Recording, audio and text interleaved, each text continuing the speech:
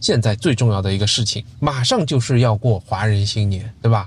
怎么看小时候和现在年味到底发生了一些什么变化？最重要的是，我们又面临一个转变，中国的和马来西亚的年味啊，感受有什么不同？连亲戚之间都不怎么走动了。灵魂拷问：你什么时候结婚？什么时候生孩子？你什么时候考公务员？什么时候回到家？干脆强行拜年。爸妈始终会觉得说过年是一件很烦的事情。年味背后是人味。什么时候回家？好无聊。红包都发得让人心痛了。一个社会啊，真的不要发展太快。他们当时如果有欧卡的记就不会。大家好，我们呢在去新古毛是吧？新古毛的路上啊，经过了这个地方，我觉得还挺有趣的一个小村庄，叫甘蹦松埃戈达斯。我们的主题又是要追求中年人的什么幸福幸福生活啊，然后给他人异乡生活的勇气。我们就来分析一下。我知道大家看到过很多，我们自己也拍过很多路上的吃的，我们更多从自己的回忆和一些心理感受来跟大家来聊一聊。昨天晚上很晚，我们还去买了年饼和年货，哇，这个人多是多的嘞。我跟你讲，我现在觉得你相信，就是你旁边的人是什么样子的，你就会跟着他们，就是从众心理很强。你看昨天晚上看到那么多人在那边排队买年饼，我就一下子很紧张，然后我觉得我自己也一定要干点什么。再加上我们这些观众群里面，他们都会给我们倒计时啊。昨天又有人倒计时了，离过年只有17天了。我想这17天很长啊，但是怎么人家都在忙，我不忙你就是和你身边的人的平均这个感觉是差不多的。王太你记得吗？你觉得过年最热闹的应该是怎么样的？它出现在你小时候吗？小时候是怎样过年的？来回忆一下吧。过年我觉得还是比较有意思的是，我每年都是下厨这个给大家做年夜饭嘛。我们自我们俩结婚之后，除了我去美国念书那一年，还有一年我们去加拿大度假，大家都是2个家的老人，然后一起，我们是7个人一起过嘛，对吧？每年都是这个样子，所以我觉得忙这个年夜饭是一件很有仪式感的事情。是，小时候呢，总会是家长父母他们来忙，年夜饭呢，应该也是整个过年的重头戏了。当然各地会有些不同比如说大马这里他们初8晚上可能就比较忙，是吧？我们确实是这一顿。不过总体来讲呢，我觉得整个年味就是你想到春节，心里有没有一种期待，有没有一种兴奋，有没有过完了一种难忘，脸上充满着笑容？我想我小时候是有的。我觉得我就是做年夜饭的那个感觉还是有的吧，就很期待，特别是大家在开饭之前，我爸妈还有你爸妈他们会坐在一起打牌。后来有了小王，然后小王在那边跟他们一起打牌，就是等待这个过程，然后吃完之后，然后大家在一起打牌，然后到了8点多大家回去看春晚，什么还是挺好玩的。但是就是我们来马来西亚的那一年，就是我爸妈说，哎呀，你们2个要打包行李你就不要做了，强行阻止当时说我们去他们家吃年夜饭，那顿年夜饭就吃得非常的冷。我记得，我印象太深刻了。我爸妈很多冷菜，就是一个是我爸妈，就是他们也不想很麻烦，所以就是买现成的那些冷菜。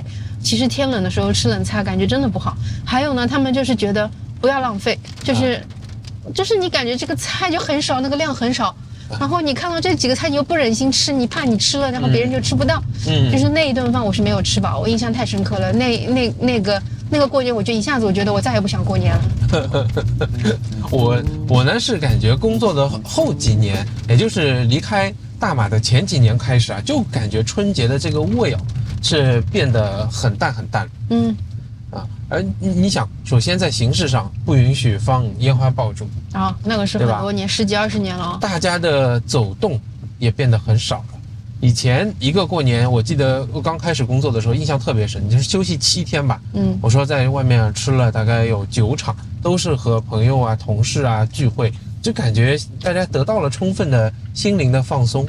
和人有一定的沟通。后来这也很少了。你说过一次年吧，我也不知道从什么时候开始，连亲戚之间都不怎么走动了。你就你们家这里1、2场，我们家这里1、2场就没有了。那哪有什么年味呢？对，我觉得就亲戚就算是一起吃饭，非常少的是在他们家里面吃，就小时候都是轰到他们家里面去，热闹啊。然后在之前啊打牌啊、放烟花、放鞭炮什么的，对吧？后来都没有了，都这个形式就逐渐演变成亲戚就是请客，大家到饭店里面去吃一顿。然后这个饭店里面因为过年嘛，大家现在都是不在家里做了，所以这个饭店位置又是很紧张。提前1年，有时候提前半年去定好之后，你还会被分时段。就是第1场还是第2场，限时吃年夜饭。这个你跟我们科普一下，中国在饭店吃饭是怎样的？就是年夜饭，你因为大家都想有一个私密空间订包房嘛，但是包房在一般的餐厅都是位置很有限，所以大家就越抢越早。就有的时候就是你今天去吃年夜饭，你就顺便把明年的这个位置订好，而且还不是你想订哪一天就哪一天，是哪一天有包房空就给你那一个时段，哪一天哪一场。对，然后店家还要做生意嘛，他就会跟你说，哎，我们现在就给你这一餐是2个小时，对吧？然后你2个小时吃完，你就必须要走人，我要接待第2批。然后第2种特点就是他不给你点菜，你就只能选他的这个套餐，1688、1888什么3888，就这个样子选。便宜吗？1688啊，1688就是有人乞丐入门级，我也点过，就是你感觉就是吃的就是全是一个味儿，你不会觉得特别好吃，然后你又再掐着点，还有剩下一个小时哦，还有40分钟哦，就是你这吃的呢也是特别特别的不安生。对，一家店。同样的一家店，你觉得好吃的，我觉得我们以前去过你在过年的时候去，你就觉得很难吃，那厨师也要回老家，小工也不在，那所以说服务也糟糕嘛，食物也糟糕，然后还给你限时，你又不是吃不费是吧？所以其实在外面很局促的，又不用很远。你说我们刚结婚的时候，我们结婚了17、18年，我们刚结婚前2年，不是还是都全部翁到亲戚家里面去吃饭吗？很热闹的，对吧？大家有玩有吃，有做各种活动游戏，好了以后还能他们打打麻将聊聊天，挺开心的。小孩子呢可能会有点累，在沙发上睡一会儿啊，这个有时候还会在亲戚家里睡一觉，第2天才走，这个挺开心的。我觉得我们2家就曾经的那种去串门的这种亲戚还挺好的，因为大家亲戚都不是那种特别激的，然后再加上我们已经结婚了，也没有被催婚的压力，还是挺开心的聊的一些话题，对吧？当然，据说有很多人，中国的这些孩子们回乡过年，就是要面对亲戚们的灵魂拷问：你什么时候结婚？什么时候生孩子？你什么时候考公务员？什么时候回老家？就据说过年已经是让中国青年人感觉到惧怕的一种亲人团聚。这个是小的时候啊，你小的时候啊，想象当中过年还有哪些让你有印象的场景？你刚刚不是问我说是不是要穿新衣服啊、大扫除啊？这个都是我们印象中的吗？也是这里大家过年我是没有经历过。我过年就是我爸妈还是要求我学习的嘛，要做卷子，你知道吗？我的印象里面就是只有吃饭之前可能提前1-2个小时，爸妈说走，我们先去人家家里面就等着吃饭吧。那其他时间其实你在家里面还是要很努力学习嘛。我从来没有，我就假装努力学习。我感觉没有被激至少我的感觉里，我一点都没有感觉过年会被学习所打扰。我爸就冷嘲热讽说：“你看，你就一天到晚过年就吃混，然后学习也不要学了。”你就给他一说，你觉得过年心情都没有了。我是记得我家里人，我的几个哥哥、我姐姐，他们都很在意，都会去买好新衣服，红红的，或者是一件新的滑雪衫，我们就是现在讲的叫那个冬春冬装嘛。他们都会穿。我是呢，我爸妈不给我买，家里穷还是怎样？我记得有一年我跟他说，为什么别人过年总是穿新衣服？我说也能够让我穿一件新衣服嘛。就好像有一年我妈给我做了新衣服，因为我爸手比较巧，像裁缝一样，还会做衣服嘛。他会小时候就帮我做了一件新衣服，这我印象很深。然后大家家里过年扫除也是需要的，他用那个报纸折成一个角，然后呢挂在头上，就在家里用那个鸡毛掸子啊，每样东西啊稍微扫除一下，也要做这个东西的，还蛮热闹的嘞。早早就要起来做的。我们家不穷，我也没有新衣服穿，好像我们家有亲戚，看不下去，好像曾经有给我送过1-2年新衣服。我在那个时候我才知道，原来过年要穿新衣服。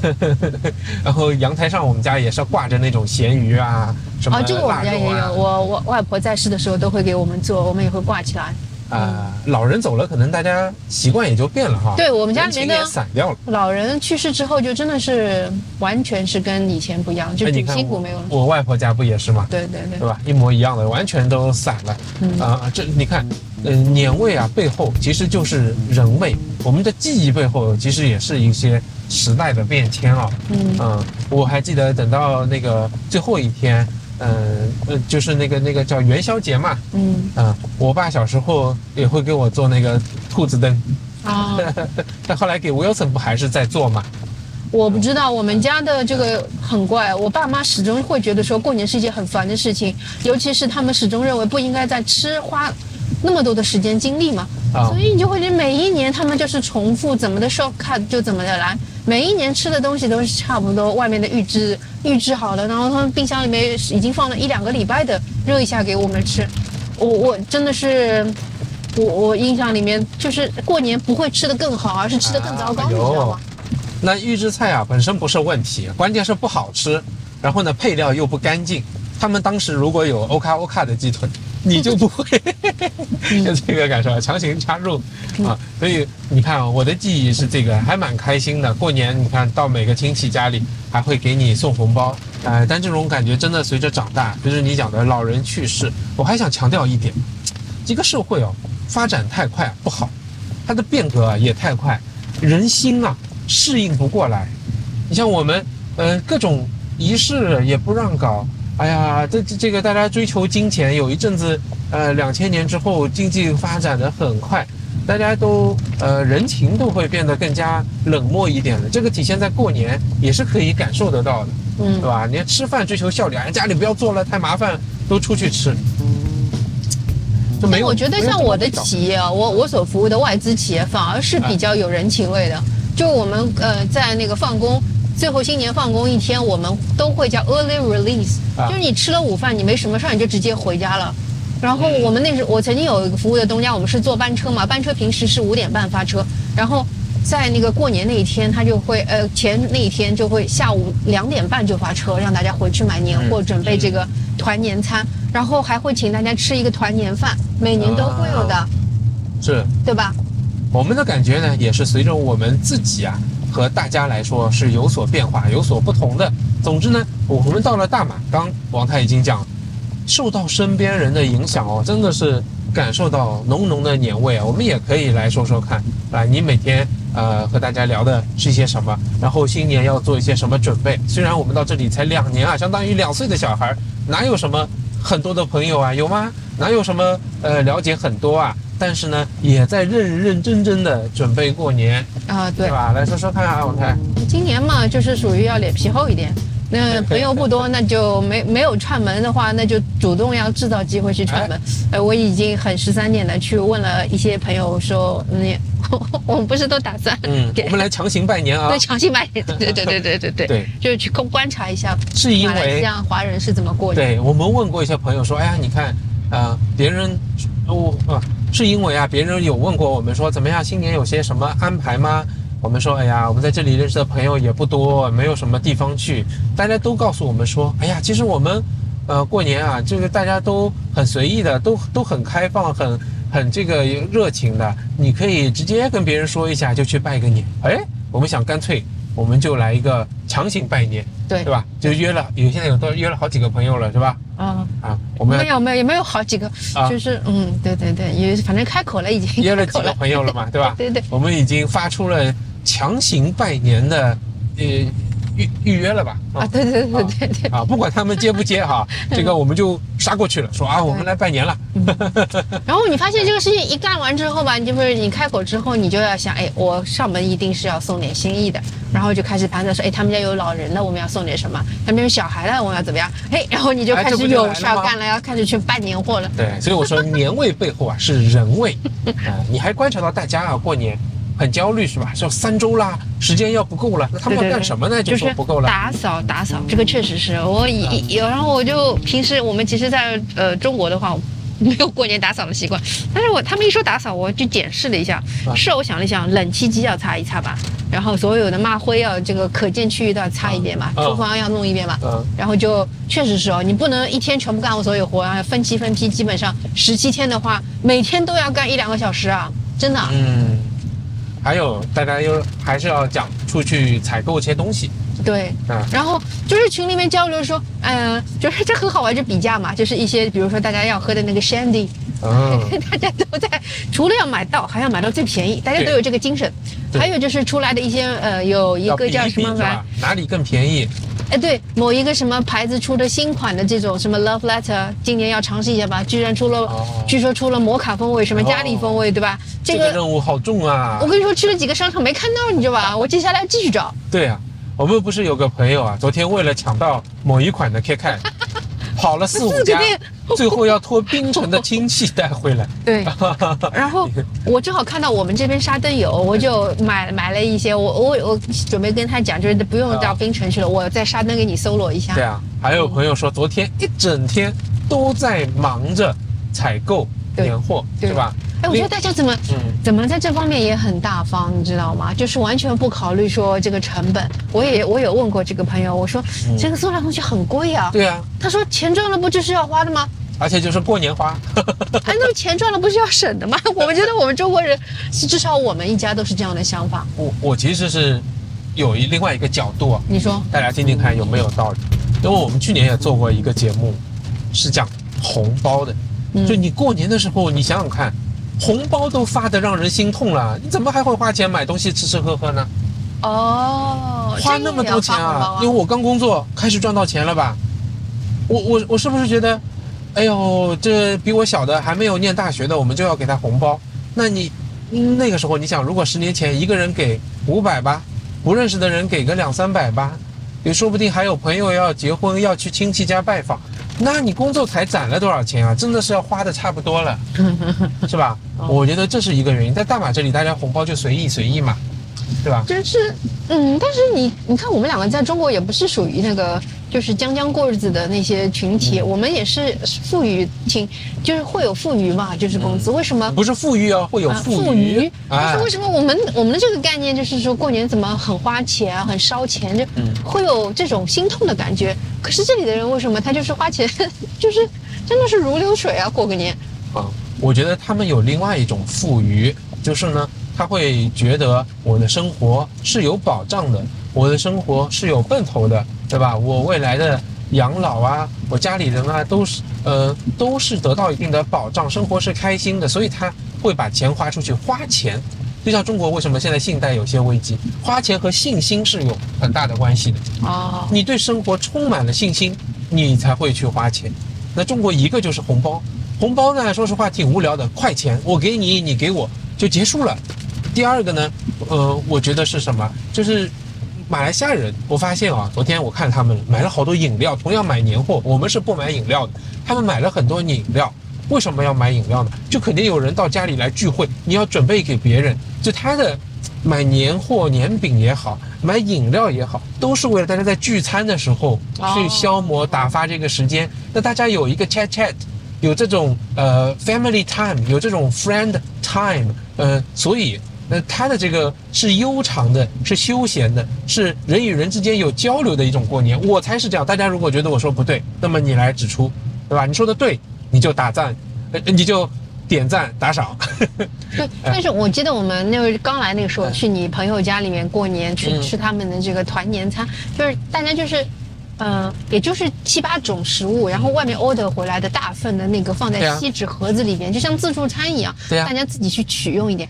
不像我们要冷菜、热菜，还有甜品、点心这样子去上。其实这个真是就准备的功夫确实是非常重了。你这个也给我一点启发了，我觉得这个有文化差异。马来西亚可能受到了很久的几百年的西方文化的洗礼啊，和我们不一样。我先讲我们是怎么样的。我感觉啊，中国人因为好面子啊，面子是一种权力结构嘛，我们以前也讲过。所以呢，你看形式上的东西做得很足。吃饭要到好一点的酒店包房，然后呢，精致的冷菜、热菜、甜品、点心一个一个上。那我相信马来西亚人是想得很清楚，目的不就是为了家人欢聚吗？为了有聊天吗？那么怎么样改成简餐的自助餐能接受吗？大家肯定觉得都可以接受啊。对，因为平时聚餐都是这样的，这个有可能西方人的一些好的东西就把它带进来。所以我们去过朋友那里，你看他们就在他的厨房那一圈摆上一些大盆的，说啊，这个是马来人的炸鸡，这个是哪里来的这个糕，很好吃，就摆在那里。年饼用个小推车哒哒哒哒推出来，然后冰箱里面全是饮料，然后自己去拿，自己去拿。哇，然后朋友就三三两两聚在一起，聊天的也有，打牌的也有，看电视的也有，啊，坐在外面吃吃喝喝，然后开始捞生的也有，这个很欢乐呀。真的是啊。哎呀，所以怪不得以前 Wilson 在中国过年的时候，每次吃团年饭，他都说什么时候回家，好无聊。就是因为大人在那边可能就是吹《山海经》吹得很热络，但对小孩来说是一种煎熬，他插不上，他也没有什么事儿可以做。没错，你这么讲，我又在想，大人还有回忆杀，然后他们还有一定的年龄，他还可以用以前的过年的心态方式来跟家人相聚，但是小孩其实挺惨的。我就说一个社会啊，真的不要发展太快。哎，你想想看，从 Wilson 出生到现在都是这样过年的，他对过年的记忆一定就是很无聊的一个事啊，对吧？他到了大马，第一次放到烟花啊，以前有一次和这个在另外一个城市，在宁波小小的放过，第一次这么爽的放烟花，哇，在河边各种都可以从自己点，然后手握着放那个夜明珠，他开心死了。是的，没有这种经历的，哎呀，所以你看他们这一代跟我们的变化真的是跟我们来说完全不一样。现在今年团圆餐就要让 Wilson 也要出2道菜，对，让他也准备，对吧？对，让他从小在大马有机会能够学习到年味这个字。哎呦，这好像也变成一个意义了。对，是的。都好呀。我们今年就认真的过年吧。记住啊，今天是还有过年17天。好，17天。朋友们，看到这里，你肯定已经点赞完了，也转发完了。那么呢，请你在下面评论说说看，你记忆中让你印象最深的过年，最感动的那些细节情节是什么？我们一起来讨论一下吧。